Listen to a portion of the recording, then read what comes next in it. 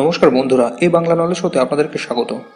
বন্ধুরা, সারা পৃথিবীতে সব দেশের সবচেয়ে সুরক্ষিত স্থান হলো সেই দেশের রাজধানী।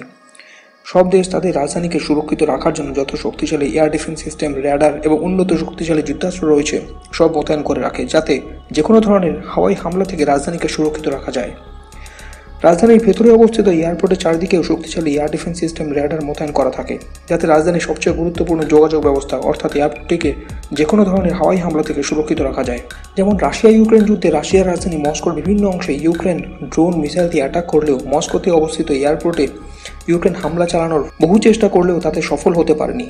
কিন্তু ইসরায়েলের মতো একটি শক্তিশালী দেশের রাজধানী তেল আভিভে অবস্থিত এয়ারপোর্টে এয়ার ডিফেন্স সিস্টেমের সুরক্ষা ভেদ করে ভয়ঙ্কর ব্যালিস্টিক মিসাইল হামলা হয়েছে, যা গত কয়েক দশকে প্রথমবার হলো।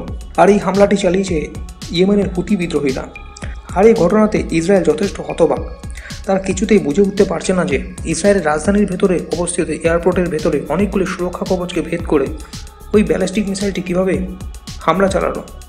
ওই ব্যালিস্টিক মিসাইলটি প্রথমে সৌদি আরবের এয়ার ডিফেন্স সিস্টেমকে ভেদ করে, তারপর ইসরায়েলের ওই এয়ারপোর্টের চারিদিকে মোতায়েন করা লং রেঞ্জ এয়ার ডিফেন্স সিস্টেমকে ফাঁকি দিয়ে short range air defence system Iron ডোমকে ফাঁকি দিয়ে সরাসরি এয়ারপোর্টের ভেতরে হামলা চালিয়ে দেয়। আর এই মিসাইল হামলা এখনও পর্যন্ত ইসরায়েলের ভেতরে হওয়া সবচেয়ে ভয়ঙ্কর হামলা বলে মনে করা হচ্ছে। আর হুতি বিদ্রোহীদের এই মিসাইল হামলায় ইসরায়েলের প্রচুর ক্ষয়ক্ষতি হয়েছে এবং অনেক ইসরায়েলি নাগরিকের প্রাণ গেছে। কিন্তু এই হামলায় এক্স্যাক্টলি কতজন প্রাণ হারিয়েছে সেই সংখ্যাটি সামনে আসেনি। আর এই ঘটনায় আপাতত ইসরায়েলের ওই এয়ারপোর্টটি বন্ধ রাখা হয়েছে এবং ভারতের এয়ার ইন্ডিয়ার একটি বিমানকে এমার্জেন্সি বেসিসে আবুধাবির একটি এয়ারপোর্টে ল্যান্ডিং করানো হয়েছে। সারা পৃথিবীর যত ফ্লাইট ইসরায়েলের ওই এয়ারপোর্টটিতে শিডিউল করা ছিল সব ফ্লাইট আপাতত ক্যান্সেল করে দেওয়া হয়েছে। আর এই হামলার ঘটনায় ইসরায়েল এবং আমেরিকা হতবাক। তারা এটি ভেবে পাচ্ছে না যে তাদের সমস্ত অত্যাধুনিক এয়ার ডিফেন্স সিস্টেমে সুরক্ষা কবচ ভেদ করে হামলাটি কীভাবে চালানো হলো।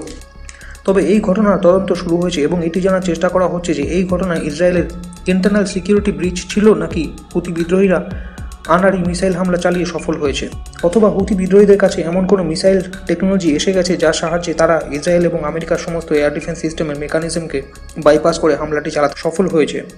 আর তা যদি হয়, তা ইসরায়েল এবং সারা পৃথিবীর কাছে একটি বিরাট বড় চিন্তার বিষয় হবে, কারণ ইসরায়েলের এয়ার ডিফেন্স সিস্টেম সারা পৃথিবীতে সবচেয়ে অত্যাধুনিক এয়ার ডিফেন্স সিস্টেমগুলির মধ্যে একটি।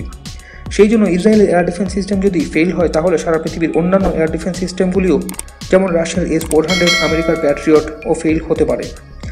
আর এই বিষয়টি নিয়ে আমেরিকা, ইসরায়েল সহ সারা পৃথিবী চিন্তিত। আর এই ঘটনার পেছনে কারণটি খুঁজে বের করার চেষ্টা চলছে, যাতে কারণটি খুঁজে বের করে সেই মতো ব্যবস্থা নেওয়া যায়। ইসরায়েলের এয়ার ডিফেন্স সিস্টেমে যদি কোনো ত্রুটি থাকে তা ঠিক করে যাতে ভবিষ্যতে এই ধরনের হাওয়াই হামলাকে প্রতিহত করা যায়। তো বন্ধুরা, এ বিষয়ে আপনাদের কি মতামত তা কমেন্ট করে জানান এবং ভিডিওটি ভালো লাগলে লাইক করে চ্যানেলটিকে সাবস্ক্রাইব করুন। ধন্যবাদ।